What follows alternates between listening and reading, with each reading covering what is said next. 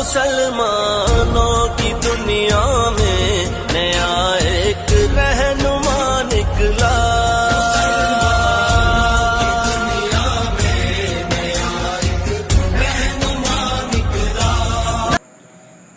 معزز طلباء کرام، گزشتہ سبق میں ہم نے مبادیات کو پڑھا تھا۔ مبادیات سے مراد یعنی ہم نے علم نحو کی تعریف، علم نحو کا موضوع اور غرض و غایت وغیرہ کو پڑھا تھا۔ اب آج ہم دوسری فصل شروع کریں گے۔ چلیے شروع کرتے ہیں۔ الکلمۃ لفظ وضع لمعنى مفردا مفرد مفرد، کہ کلمہ ایسا لفظ ہے جو وضع کیا گیا ہو مفرد معنی کے لیے۔ اور کلمے کی ایک تعریف یہ بھی کی جاتی ہے کہ کلمہ ایسا لفظ ہے جو تنہا ایک معنی پر دلالت کرے۔ مصنف علی الرحمٰن نے کلمے کی تعریف کی، اور اس کلمے کی تعریف کو دو طریقے سے بیان کیا، لیکن کلمے کی جو دوسری تعریف ہے اس پر ایک اعتراض وارد ہوتا ہے۔ اعتراض یہ ہے کہ تعریف تھی کہ کلمہ ایسا لفظ ہے جو تنہا ایک معنی پر دلالت کرے، لیکن ہم ایسے کلمے بھی دیکھتے ہیں کہ جو کئی معنی پر دلالت کرتے ہیں۔ مثال کے طور پر لفظ عین ہے، جس کا معنی جاسوس، اور ایک معنی آنکھ اور ایک معنی چشمے کے بھی آتا ہے۔ تو کلمہ ایک ہے لیکن معنی کئی ہیں، اور حالانکہ تعریف یہ تھی کہ کلمہ ایسا لفظ ہے جو تنہا ایک معنی پر دلالت کرے، تو یہاں پر لفظ عین ایک معنی پر دلالت نہیں کر رہا بلکہ یہ چند معنی پر دلالت کر رہا ہے۔ اسی طریقے سے ایک لفظ اور ہے جیسے کہ لفظ جاریہ، جو کہ باندی کے لیے بھی استعمال کیا جاتا ہے اور کشتی کے لیے بھی استعمال کیا جاتا ہے۔ تو یہاں بھی کلمہ ایک اور معنی دو، تو ان دونوں کلموں سے پتہ یہ چلا کہ کلمے کی جو تعریف بیان کی کہ کلمہ ایسا لفظ ہے جو تنہا ایک معنی پر دلالت کرے، تو یہ تعریف کرنا صحیح نہیں ہے۔ تو اس کا جواب یہ ہے، آپ اس کا جواب یہ دے سکتے ہیں کہ انہوں نے جو یہ تعریف بیان کی ہے کہ کلمہ ایسا لفظ ہے جو تنہا ایک معنی پر دلالت کرے، تو اس کا مطلب یہ ہے کہ وہ ایک وقت میں ایک ہی معنی پر دلالت کرے گا، اگرچہ اس کے چند معنی آتے ہوں یا اگرچہ اس کے ہزاروں معنی آتے ہوں، لیکن وہ ایک وقت میں ایک ہی معنی پر دلالت کرے گا۔ ایسا نہیں ہو سکتا کہ ہم لفظ عین سے جاسوس مراد لیں تو آنکھ بھی شامل ہو جائے اور چشمہ بھی شامل ہو جائے، بلکہ طریقہ یہ ہے کہ جب ہم لفظ عین سے جاسوس معنی مراد لے لیں گے تو اس کے بقیہ معنی وہ سب ترک کر دیے جائیں گے۔ اسی طریقے سے لفظ جاریہ ہے، اگر ہم اس کا معنی باندی لے لیں گے تو کشتی والا معنی ترک کر دیا جائے گا، اور اگر معنی کشتی لیں گے تو باندی والا معنی ترک کر دیا جائے گا۔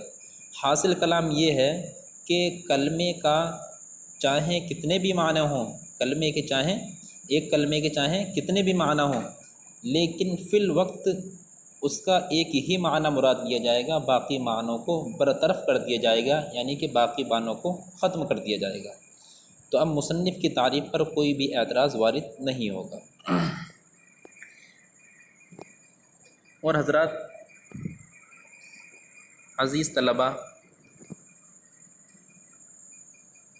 میں یہ جو ہدایت النحو پڑھ رہا ہوں تو اس کتاب میں زیادہ قیل و قال نہ کر کے میں صرف اتنی ہی تشریح کروں گا جو باتیں ثانیہ جماعت کے بچوں کے ذہن میں آ جائیں، کہ کوئی بھی بات ان کے ذہن سے تجاوز نہ کر پائے۔ جتنی بات ان کا ذہن قبول کر سکے گا تو میں ان کے ذہن کے مطابق اتنی ہی بات بتاؤں گا۔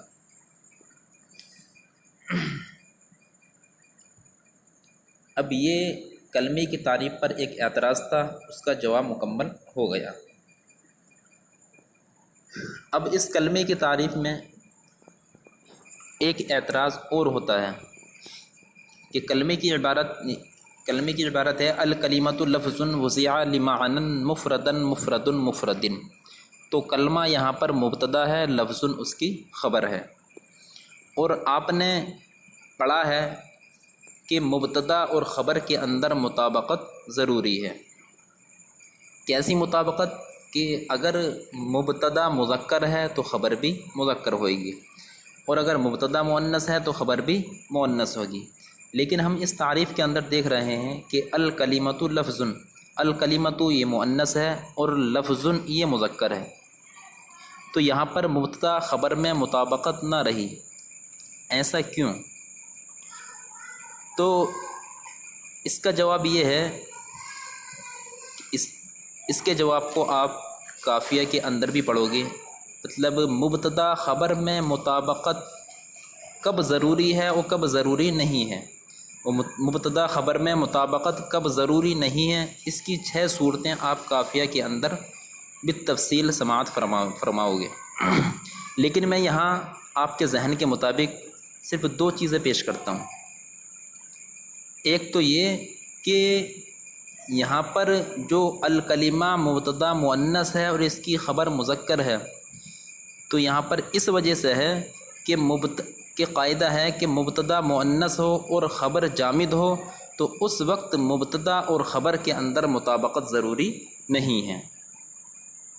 اور ایک دوسری صورت یہ ہے کہ جب خبر ایسا صیغہ صفت ہو کہ جو مؤنث ہی کے ساتھ میں خاص ہو، تو ایسی صورت میں بھی مبتدا اور خبر میں مطابقت ضروری نہیں ہے۔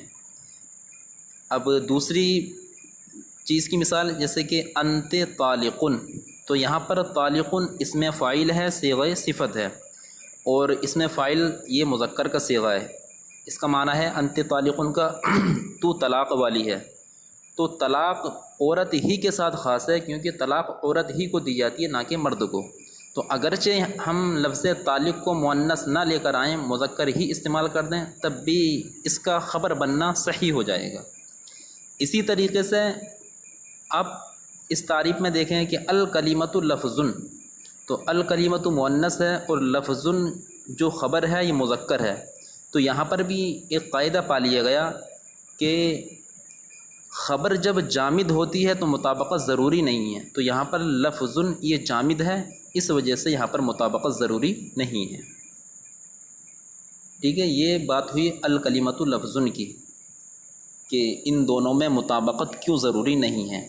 تو مصنف کی یہ عبارت درست ہے۔ الکلمۃ لفظ وضع لمعنى مفردا مفرد مفرد، یہاں پر میں نے سب سے پہلی بار عبارت پڑھی تھی تب بھی 3 اعراب پڑھے تھے، اور اب بھی میں یہاں پر 3 ہی اعراب پڑھ رہا ہوں۔ تو 3 اعراب پڑھنے کی وجہ کیا ہے؟ تو میں آپ کو بالتفصیل ہر ایک اعراب کے بارے میں بتاؤں گا۔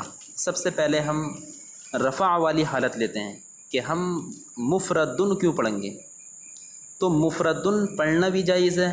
کیوں جائز ہے؟ کیونکہ یہ اس وقت لفظن کی صفت واقع ہو جائے گا، لفظ موصوف ہے اور اس کی صفت یہ مفردن واقع ہو جائے گا، اور موصوف صفت کے اندر مطابقت ضروری ہے۔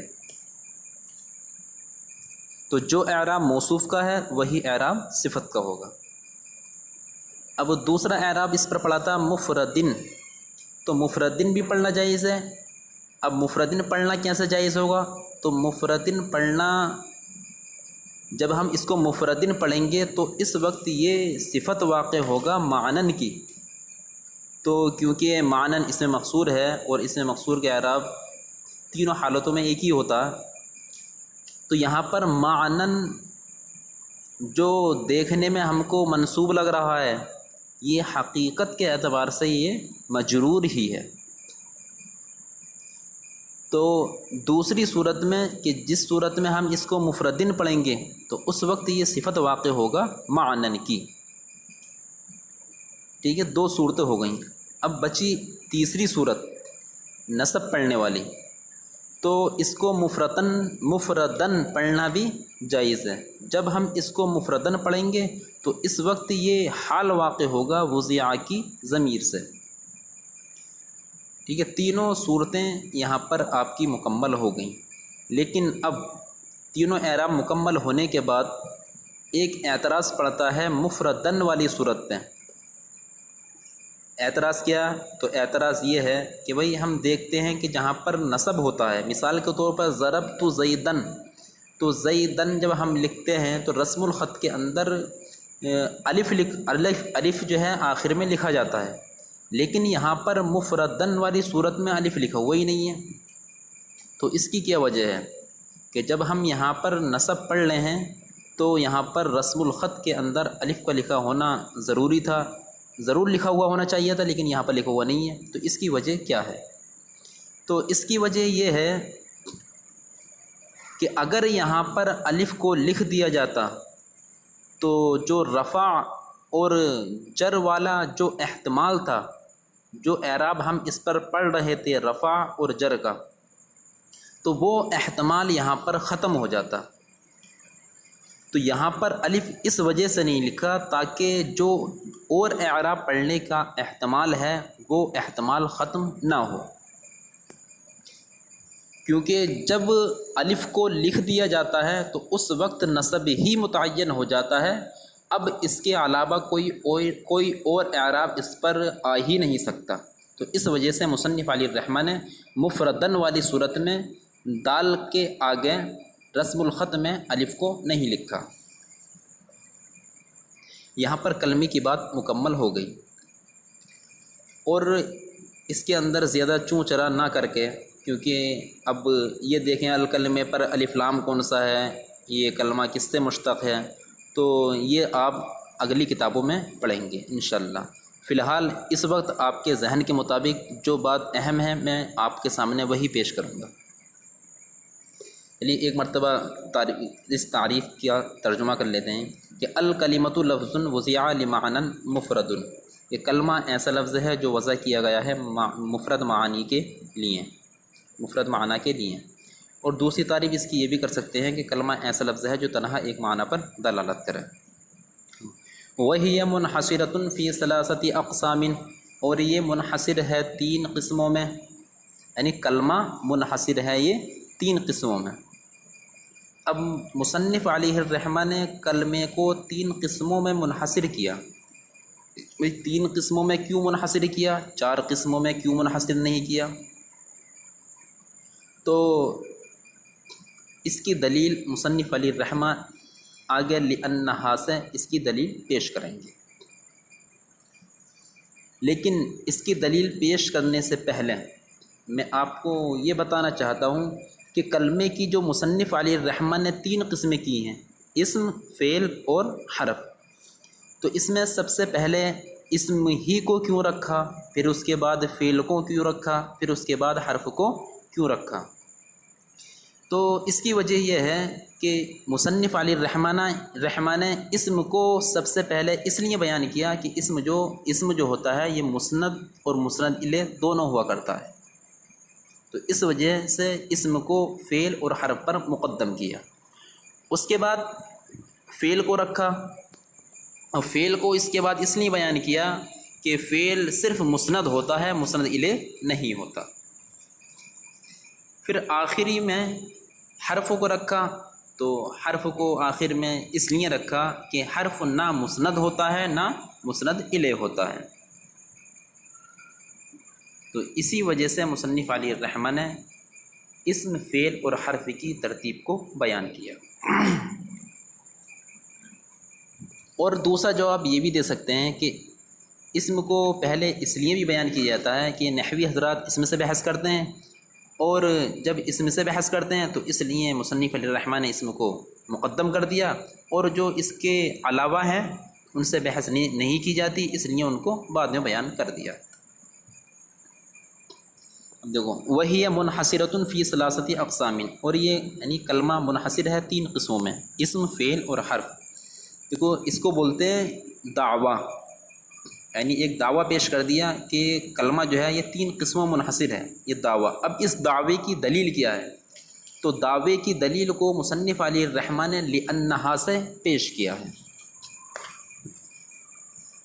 دیکھو لأنہا اما اللہ تدل علی معنی فی نفسها وهو الحرف، اور اس دلیل ہی میں یہ بھی بیان کر دیں گے کہ کلمے کی 3 قسمیں ہی کیوں ہیں. وہ لأنہا اما اللہ تدل، دیکھو دلیل حصر کا مطلب کیا ہوتا، سب سے پہلے اس بات کو سمجھو. تو جب کسی چیز کی دلیل حصر بیان کی جاتی ہے تو اس کی تمام قسموں کو گھیر لیا جاتا ہے. تمام قسموں کو گھیرنے کا مطلب یہ ہے کہ تمام قسموں کو اکٹھا کر کے ایک جگہ بیان کر دیا جاتا ہے، اور اس سے یہ پتہ چل جاتا ہے کہ اس چیز کی جو قسمیں ہیں وہ اتنی ہی ہیں، ٹھیک ہے۔ یعنی تمام قسموں کو گھیرنے کے بعد پتہ چل جاتا ہے کہ مثال کے طور پہ یہ کلمے کی دلیل حصر ہے، تو کلمے کی تمام اقسام کو مصنف علی الرحمن نے یہاں پر گھیر لیا ہے، اور گھیرنے کے بعد پتہ چل گیا کہ کلمے کی 3 ہی قسمیں بنیں گی، ٹھیک ہے۔ اس وجہ سے اب یہاں سے اس کی دلیل پیش کریں گے۔ اب دلیل حصر اس طریقے پر ہوگی کہ کلمہ یا تو وہ دلالت نہیں کرے گا معنی فی نفسہا پر۔ اب معنی فی نفسہا کا مطلب کیا ہے، اس کو اور سمجھ لو۔ معنی فی نفسہا کا مطلب یہ ہے یعنی کہ ایسا معنی جو اس کی ذات میں ہو۔ تو کلمہ یا تو وہ دلالت نہیں کرے گا معنی فی نفسہا پر، تو وہ کیا ہے، حرف ہے، ٹھیک ہے، کیونکہ کلمہ بذات خود اپنا معنی نہیں بتاتا، بلکہ اپنا معنی بتانے میں اپنے غیر کا محتاج ہوتا ہے۔ تو جو کلمہ معنی فی نفسہا پر دلالت نہ کرے وہ حرف ہے، اور اگر معنی فی نفسہا پر دلالت کرے تو اس کی اب 2 صورتیں ہیں۔ اب 2 صورتیں کون کون سی ہیں؟ پہلی صورت تو یہ ہے کہ اس کا معنی تینوں زمانوں میں سے کسی ایک کے ساتھ ملا ہوا ہوگا یا ملا ہوا نہیں ہوگا۔ اگر اس کا معنی یعنی کہ معنی فی نفسہا پر وہ دلالت کرے اور اس کا معنی تینوں زمانوں میں سے کسی ایک کے ساتھ ملا ہوا ہو تو وہ ہوتا ہے فعل، اور جو معنی فی نفسہا پر دلالت کرے اور اس کا معنی تینوں زمانوں میں سے کسی کے ساتھ ملا ہوا نہ ہو تو وہ ہوتا ہے اسم، کیونکہ فعل کے اندر زمانہ پایا جاتا ہے، ٹھیک ہے۔ معنی فی نفسہا پر بھی دلالت کرتا ہے فعل، اور اس کے اندر زمانہ بھی پایا جاتا ہے، لیکن اسم جو رہتا ہے وہ صرف معنی فی نفسہا پر دلالت کرتا ہے، یعنی اپنا معنی بذات خود اپنا معنی بتاتا ہے وہ، لیکن وہ کسی زمانے پر دلالت نہیں کرتا، ٹھیک ہے۔ اب اس کا ترجمہ کر لو کہ لِأَنَّهَا اما اللہ تدل علی معنی فی نفسہا وہو الحرف، اس لیے کہ یا تو وہ کون یعنی کلمہ وہ دلالت نہیں کرے گا معنی فی نفسہا پر وہو الحرف، اور وہ حرف ہے، او تدل علی معنی فی نفسہا، یا وہ دلالت کرے گا معنی فی نفسہا پر، ویقترن معناہا بأحد الازمنۃ الثلاثہ، اور اس کا معنی ملا ہوا ہوگا تینوں زمانوں میں سے کسی ایک کے ساتھ، وہو الفعل، اور وہ فعل ہے، او تدل علی معنی فی نفسہا ولم یقترن معناہا بہ وہو الاسم، یا وہ دلالت کرے گا معنی فی نفسہا پر اور اس کا معنی اس کے ساتھ، دیکھو بہی کے نیچے، بہی کی جو ہا ضمیر ہے اس کے نیچے 4 نمبر لکھا ہوا ہے، تو اس کتاب کے اندر ایک چیز کو اور توجہ کے ساتھ اپنے ذہن کے اندر رکھنا ہے کہ ضمیر کا مرجع کہاں پر جا رہا ہے۔ تو بہی کے نیچے، بہی کی ہا ضمیر کے نیچے 4 نمبر لکھا ہوا ہے، تو اوپر والی لائن میں، اس کے اوپر جو لائن ہے تو بالکل شروع میں بأحد الازمنۃ الثلاثہ، تو بأحدی کے نیچے بھی 4 نمبر لکھا ہوا ہے، تو پتہ چلا کہ یہ اس ہا ضمیر کا مرجع بأحد الازمنۃ الثلاثہ ہے۔ تو اس کا ترجمہ کریں گے، دیکھو اوپر سے دیکھو کہ یا تو وہ دلالت کرے گا معنی فی نفسہا پر اور اس کا معنی تینوں زمانوں میں سے کسی کے ساتھ ملا ہوا نہ ہو تو وہ ہوا الاسم، اور وہ کیا ہو جائے گا، پھر وہ اسم ہوگا۔ جہاں پر بھی ضمیر کے نیچے اگر 1 2 3 4 کچھ نمبر لکھا ہوا ہو اور اسی طریقے سے اس کے اوپر کسی خاص لفظ پر وہ نمبر لکھا ہوا ہو تو سمجھ لینا کہ یہ ضمیر اسی کی طرف راجع ہو رہی ہے۔ ھذا ھو المرام واللہ اعلم بالصواب۔